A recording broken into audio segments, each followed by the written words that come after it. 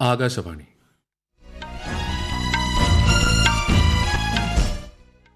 നമസ്കാരം. വാർത്തകൾ വായിക്കുന്നത് സുധീൻ സേനുദ്ദീൻ.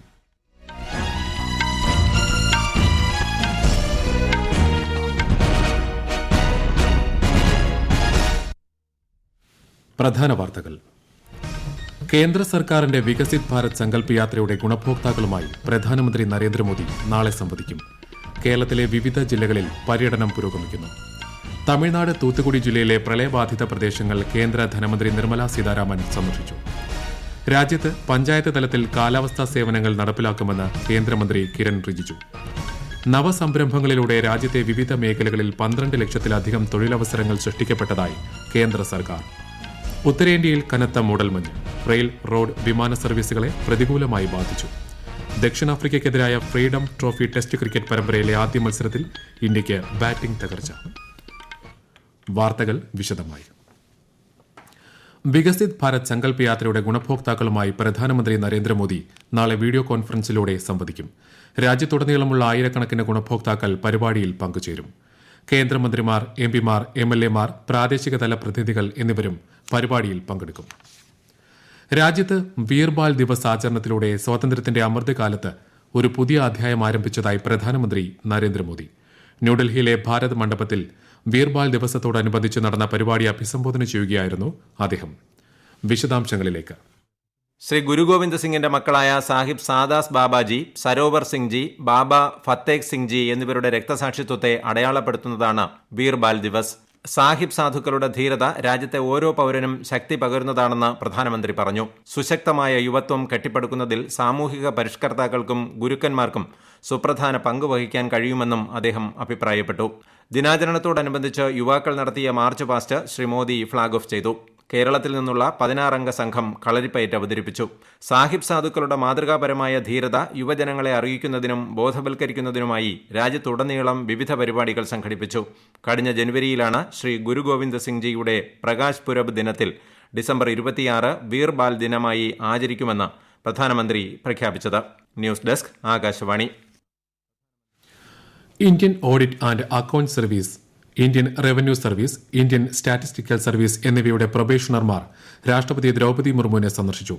പൊതുഭരണ സംവിധാനത്തിലെ സുപ്രധാന പദവികൾ വഹിക്കുമ്പോൾ തന്നെ രാജ്യത്തെ സേവിക്കാൻ പൊതുസേവനം അവസരം നൽകുമെന്ന് പ്രൊബേഷണർമാരെ അഭിസംബോധന ചെയ്ത് രാഷ്ട്രപതി പറഞ്ഞു.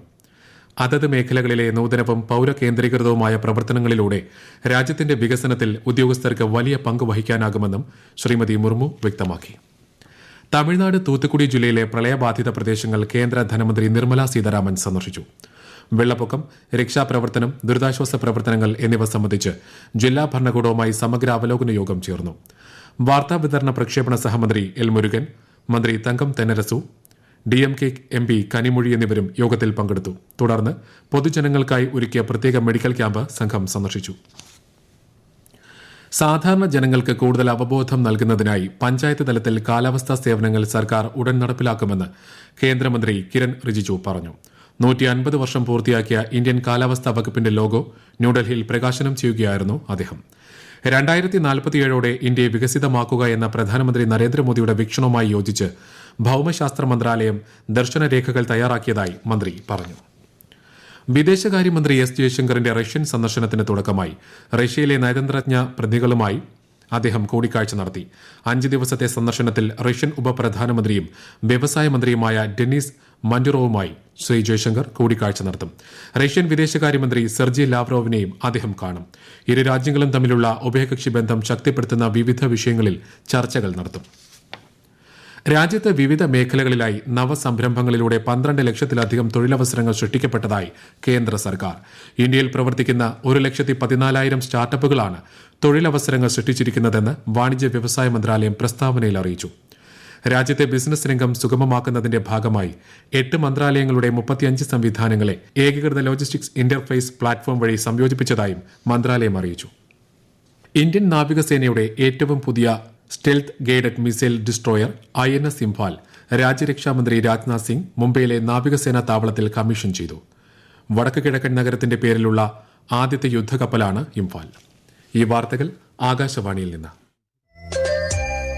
ആകാശവാണി വാർത്തകളും വാർത്താധിഷ്ഠിത പരിപാടികളും all India radio news Thiruvananthapuram എന്ന യൂട്യൂബ് ചാനലിൽ ലഭ്യമാണ്.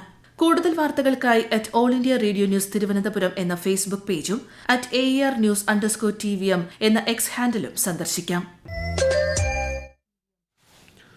ഉത്തരാഖണ്ഡിലെ ഹരിദ്വാർ ജില്ലയിലെ ലഹബോലി ഗ്രാമത്തിൽ ഇഷ്ടികച്ചോളിയുടെ മതിലിടിഞ്ഞു വീണ് 6 തൊഴിലാളികൾ മരിക്കുകയും 2 പേർക്ക് പരിക്കേൽക്കുകയും ചെയ്തു. സംഭവത്തിൽ അന്വേഷണത്തിന് ജില്ലാ മജിസ്ട്രേറ്റ് ധീരജ് സിംഗ് ഗാർബ്യാൽ ഉത്തരവിട്ടു. മരിച്ചവരുടെ ആശ്രിതർക്ക് സർക്കാർ 2 ലക്ഷം രൂപ ധനസഹായം നൽകുമെന്ന് അദ്ദേഹം പറഞ്ഞു. ഉത്തരേന്ത്യയിൽ കനത്ത മൂടൽമഞ്ഞ്. റെയിൽ, റോഡ്, വിമാന സർവീസുകളെ മൂടൽമഞ്ഞ് പ്രതികൂലമായി ബാധിച്ചു. ഒരു റിപ്പോർട്ടിലേക്ക്. ഉത്തരേന്ത്യയിൽ അനുഭവപ്പെടുന്ന കനത്ത മൂടൽമഞ്ഞിനെ തുടർന്ന് മേഖലയിലെ താപനിലയിൽ കുറവ് രേഖപ്പെടുത്തി. തണുപ്പിന്റെ കാഠിന്യം വരും ദിവസങ്ങളിൽ കൂടുതൽ ശക്തമാകുമെന്ന് കാലാവസ്ഥാ വകുപ്പ് വ്യക്തമാക്കി. രാജസ്ഥാൻ, പഞ്ചാബ്, ഹരിയാന, ഉത്തർപ്രദേശ് എന്നീ സംസ്ഥാനങ്ങളിലാണ് കൂടുതൽ മഞ്ഞുവീഴ്ച അനുഭവപ്പെടുന്നത്. അടുത്ത 4 ദിവസങ്ങളിൽ കേരളം, തമിഴ്നാട്, പുതുച്ചേരി, ലക്ഷദ്വീപ് എന്നിവിടങ്ങളിൽ മിതമായ രീതിയിൽ മഴ ലഭിക്കുമെന്ന് കാലാവസ്ഥാ മുന്നറിയിപ്പുണ്ട്. കനത്ത മൂടൽമഞ്ഞിൽ ഡൽഹിയിലേക്കുള്ള 14 ട്രെയിനുകളും 24-ലധികം വിമാന സർവീസുകളും വൈകി. 12 വിമാനങ്ങൾ വഴിതിരിച്ചുവിട്ടു. ഡൽഹിയിൽ 9.4 ഡിഗ്രി സെൽഷ്യസാണ് ഇന്നത്തെ കുറഞ്ഞ താപനില. വായു ഗുണനിലവാര സൂചിക 375 രേഖപ്പെടുത്തി. News desk, Akashvani. കേന്ദ്ര സർക്കാരിന്റെ വികസനക്ഷേമ പദ്ധതികൾ ജനങ്ങളിലേക്ക് എത്തിക്കുന്ന വികസിത് ഭാരത് സങ്കല്പ് യാത്ര സംസ്ഥാനത്തെ വിവിധ ജില്ലകളിൽ പര്യടനം തുടരുന്നു. തിരുവനന്തപുരം ജില്ലയിലെ വാമനപുരം ബ്ലോക്ക് പഞ്ചായത്തിലെ മാണിക്കൽ ഗ്രാമപഞ്ചായത്തിലായിരുന്നു ഇന്ന് പര്യടനം. പാലക്കാട് ജില്ലയിലെ നഗരപ്രദേശങ്ങളിലൂടെയുള്ള വികസിത് ഭാരത് സങ്കല്പ് യാത്ര ചെർപ്പുളശ്ശേരി നഗരസഭയിൽ പര്യടനം പൂർത്തിയാക്കി. വികസന പദ്ധതികളെക്കുറിച്ചുള്ള കൈപ്പുസ്തകവും ലഘുലേഖകളും കലണ്ടറും വിതരണം ചെയ്തു. കോഴിക്കോട് ജില്ലയിൽ മൂടാടി, അരിക്കുളം ഗ്രാമപഞ്ചായത്തുകളിൽ പര്യടനം നടത്തി. കണ്ണൂരിലെ ആന്തൂർ നഗരസഭയിലും വയനാട് വെള്ളമുണ്ട പഞ്ചായത്തിലുമായിരുന്നു ഇന്നത്തെ പര്യടനം. ഇടുക്കിയിലെ മറയൂരിലും തൃശൂർ ജില്ലയിൽ മാടക്കത്തറ ഗ്രാമപഞ്ചായത്തിലും ഇന്ന് യാത്ര നടത്തി. KB ഗണേഷ് കുമാറിനെയും കടന്നപ്പള്ളി രാമചന്ദ്രനെയും നിയമസഭയിൽ ഉൾപ്പെടുത്തുന്നതിനുള്ള മുഖ്യമന്ത്രിയുടെ നിർദ്ദേശത്തിന് ഗവർണർ അംഗീകാരം നൽകി. നിയുക്ത മന്ത്രിമാരുടെ സത്യപ്രതിജ്ഞ 29-ന് വൈകിട്ട് രാജ്ഭവനിൽ നടക്കും. ശബരിമലയിൽ മണ്ഡലപൂജ നാളെ.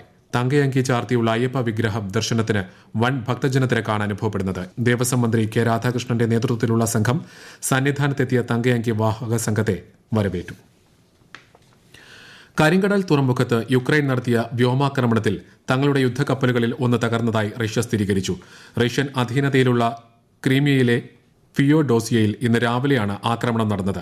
യുക്രൈനിയൻ വിമാനത്തിൽ നിന്ന് തൊടുത്ത ഗൈഡഡ് മിസൈലുകളാണ് യുദ്ധക്കപ്പലായ നോവോ ചെർക്കാസ്കിനെ തകർത്തതെന്ന് റഷ്യയുടെ പ്രതിരോധ മന്ത്രാലയം അറിയിച്ചു. ഇന്ത്യ ദക്ഷിണാഫ്രിക്ക ടെസ്റ്റ് ക്രിക്കറ്റ് പരമ്പരയിൽ ഇന്ത്യയ്ക്ക് ബാറ്റിംഗ് തകർച്ച. ഒടുവിൽ വിവരം കിട്ടുമ്പോൾ ഇന്ത്യ 8 വിക്കറ്റ് നഷ്ടത്തിൽ 191 റൺസ് നേടി. ടോസ് നേടിയ ദക്ഷിണാഫ്രിക്ക ഇന്ത്യയെ ബാറ്റിംഗിന് അയക്കുകയായിരുന്നു. KL രാഹുൽ ഇന്ത്യയ്ക്കായി അർദ്ധ സെഞ്ചുറി നേടി. ISLൽ ഇന്ന് പഞ്ചാബ് FCയും ഒഡീഷയും തമ്മിൽ ഏറ്റുമുട്ടും. രാത്രി 8 മണിക്ക് ന്യൂഡൽഹിയിലെ ജവഹർലാൽ നെഹ്റു സ്റ്റേഡിയത്തിലാണ് മത്സരം. യൂട്യൂബിൽ ഏറ്റവും അധികം വരിക്കാറുള്ള ലോക നേതാവായി പ്രധാനമന്ത്രി നരേന്ദ്രമോദി. 2 കോടി പേരാണ് അദ്ദേഹത്തെ യൂട്യൂബിൽ പിന്തുടരുന്നത്. പ്രതിമാസ റേഡിയോ പ്രഭാഷണ പരിപാടിയായ മൻ കി ബാത്തിലൂടെ പ്രധാനമന്ത്രി നരേന്ദ്രമോദി ഈ മാസം 31-ന് ജനങ്ങളുമായി ആശയങ്ങൾ പങ്കുവയ്ക്കും. മൻ കി ബാത്തിന്റെ 108-ാം പതിപ്പാണിത്. പരിപാടിയിലേക്കുള്ള നിർദ്ദേശങ്ങളും അഭിപ്രായങ്ങളും പൊതുജനങ്ങൾക്ക് ഈ മാസം 29 വരെ പങ്കുവയ്ക്കാം. രാജ്യത്തെ ഓഹരി വിപണികളിൽ നേട്ടം. ബോംബെ ഓഹരി സൂചിക സെൻസെക്സ് 230 പോയിന്റ് ഉയർന്ന് 71,337-ലും ദേശീയ ഓഹരി സൂചിക നിഫ്റ്റി 92 പോയിന്റ് വർദ്ധിച്ച് 21,441-ലും വ്യാപാരം അവസാനിപ്പിച്ചു.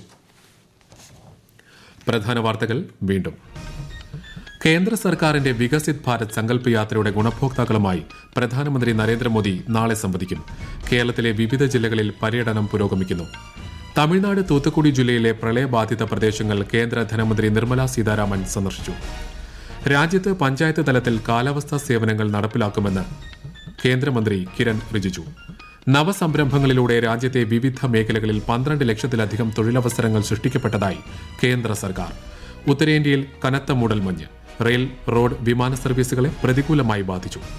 ദക്ഷിണാഫ്രിക്കയ്ക്കെതിരായ ഫ്രീഡം ട്രോഫി ടെസ്റ്റ് ക്രിക്കറ്റ് പരമ്പരയിലെ ആദ്യ മത്സരത്തിൽ ഇന്ത്യയ്ക്ക് ബാറ്റിംഗ് തകർച്ച. വാർത്തകൾ കഴിഞ്ഞു. അടുത്ത വാർത്താ പ്രക്ഷേപണം 8:35-ന്.